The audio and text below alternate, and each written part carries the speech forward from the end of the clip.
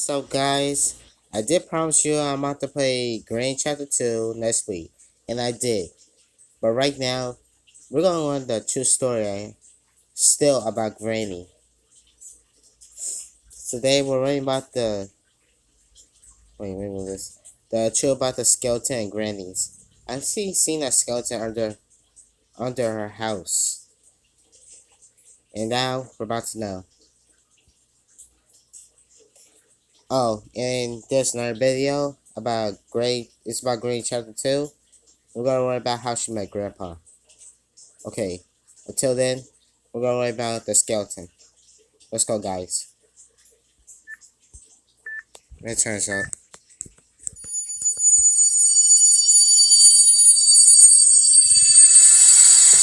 As you can see, in the house of Granny, there is a second victim. Yes, it's the skeleton in the new room, connected with the sewer system.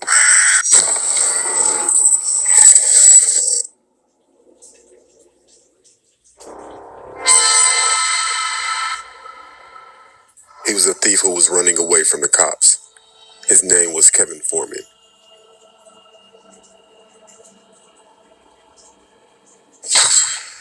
He had robbed the supermarket at 1 a.m. Kevin, with his bike, he was able to get away from the police. He had stolen $3,000. Man. Kevin hid himself in an underground parking lot. Kevin sat down and began to count the money. While he was counting the money, he was hitting the back of his head with something. He turned around immediately to see what it was. On the ground, there was a black stone. He looked around. There was no one, only the silence of the night. I don't like how dark that is. He bent down to take the stone. It was warm and smooth. At the moment, he heard the sound of a crow. Then he saw the crow in a black car. The crow was staring at him, and that look filled him with fear. That's creepy. Then inside the car, there was a still black figure.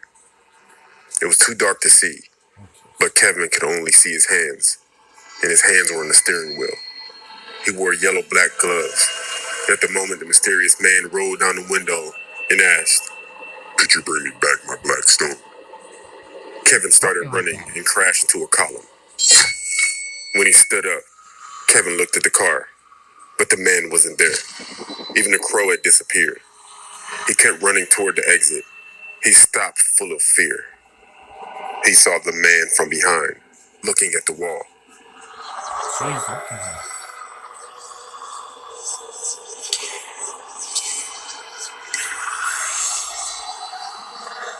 Then he felt something under his foot. It was the black stone. Kevin looked back at the man, but he was gone.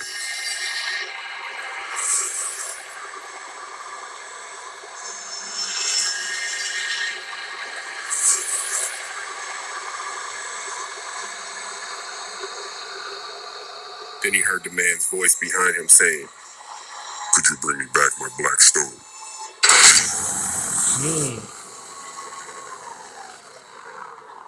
Slice his neck A few moments later, the mysterious man was going to Granny's house with the body inside the car. Kevin had a card stuck in his throat. The mysterious man knew that the old woman had made men disappear before.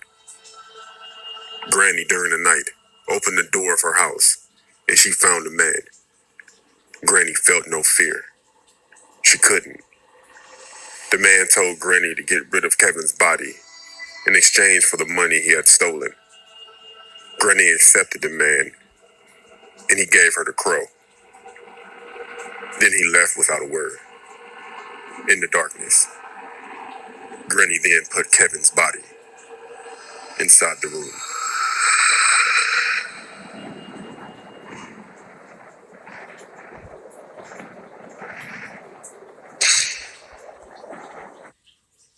Okay, that was really creepy. Well, he was a thief, so he got what he deserved. Stole that much money. Man. Okay, guys, I'll be right back. Time to watch Granny Chapter 2.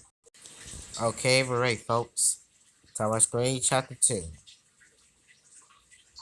about Gray and about Grandpa, or the or some of their family or something. Okay, let's get this over with.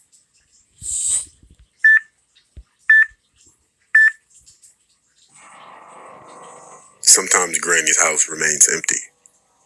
When you're a prisoner, sometimes Granny leaves you alone at home. But where does Granny go? She goes to the grandpa with her car.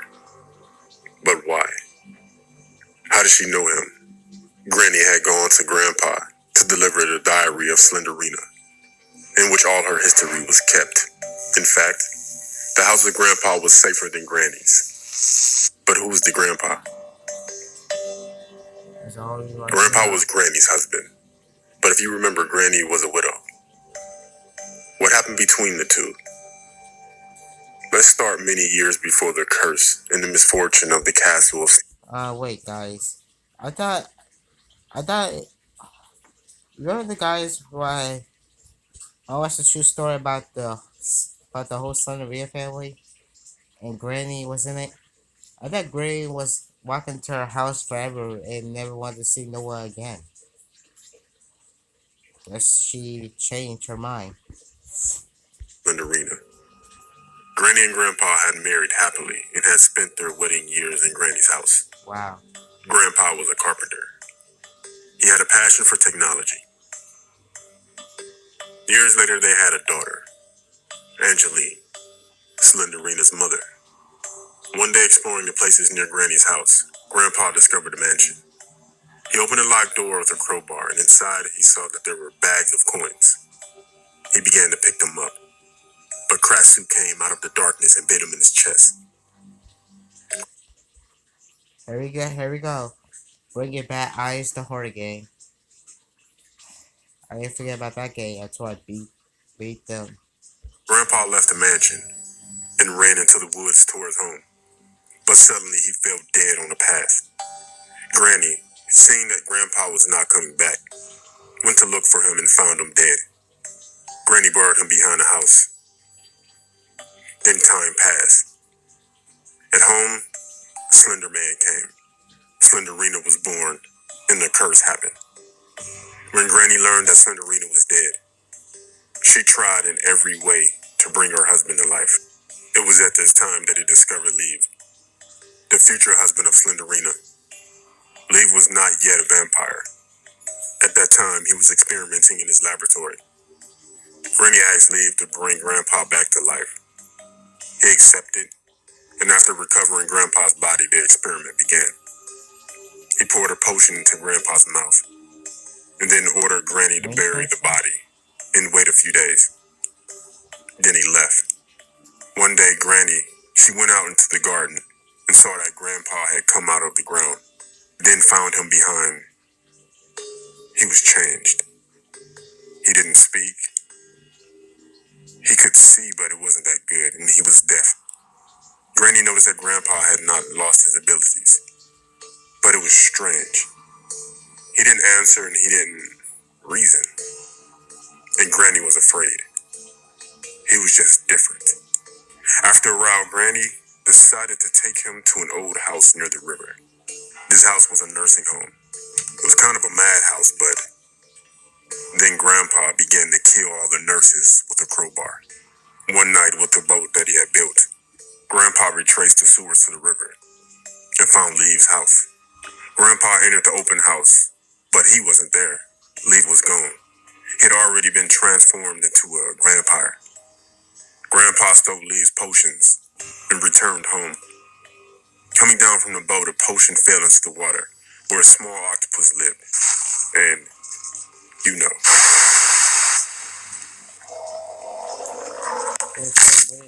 On that day, the disgrace of the castle happened.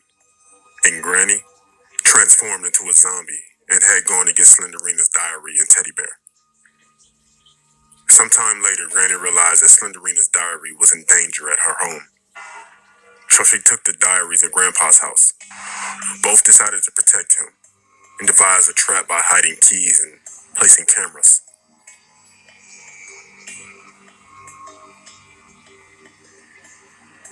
Now there are two in this house.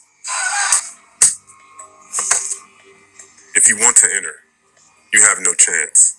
They have two ways to kill you. One, they feed you to a giant octopus. And two, they block you in an Iron Maiden.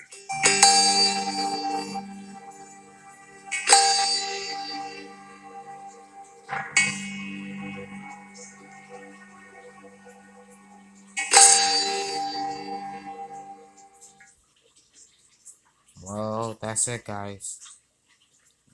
Man, that was really surprising in the beginning, guys.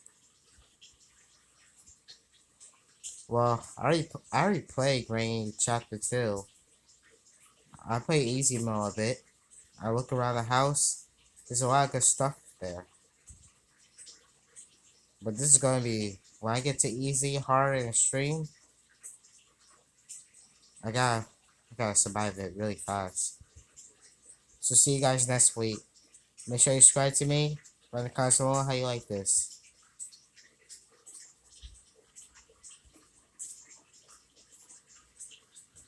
And make sure you like the video. Or you don't like it. I'm okay with that. Always. See you next week.